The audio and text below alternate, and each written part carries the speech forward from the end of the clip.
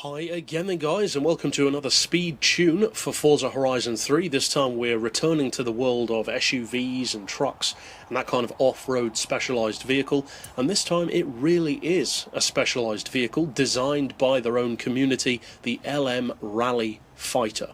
This is a car which, although it's not the quickest of SUVs, is still a very popular choice of one, and it's not hard to see why. It's certainly a good-looking machine. And incidentally, without even realising it, this was actually one of my most popular tunes, and still is. You can find this tune on my storefront, and it's had well over 1,000 downloads. I get quite a few downloads. I've had something like 30,000 in total, but most of those tend to be because I have so many. Most tunes in themselves don't tend to get thousands each time, so this one is a pretty popular tune, you could say for definite. Now, as far as the engine, I would recommend, of course, that 1500 horsepower V12. Then, as far as drivetrain, obviously, you want all-wheel drive. Kind of surprising that it doesn't already have that, but still. As far as aspiration, I would recommend the twin-turbo. And then for the rest, you guys know the drill. Increase the power, lower the weight, basically fit all of your racing parts. Now, that's it for the upgrades. And as I said, you can find the tune on my storefront anyway. But as far as the tuning side of things, as I said, it's not the absolute quickest of SUVs.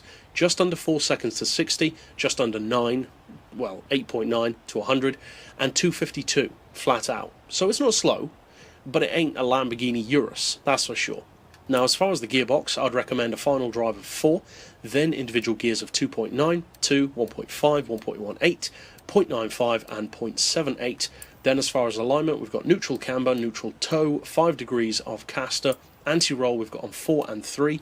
You could stiffen those up if you want to though. Springs we've got on 41. Again, you could raise that if you plan to use it more on-road than off. Ride height I've got as high as possible, but I always do that with my SUVs and my muscle cars.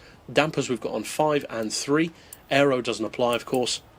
And as far as the diff, I've got 100% on the acceleration side of things, 0 on the decel, and a 70% center split. So, that's it for the setup. Now let's take it out on the road. Now, when the traffic around you aren't driving like absolute retards, you can get this car up to pretty decent speeds, to say the least, and even with the handling on the softer side of things, as far as suspension goes for the dampers and the springs, you can still have a surprising level of capability with the car on road as well.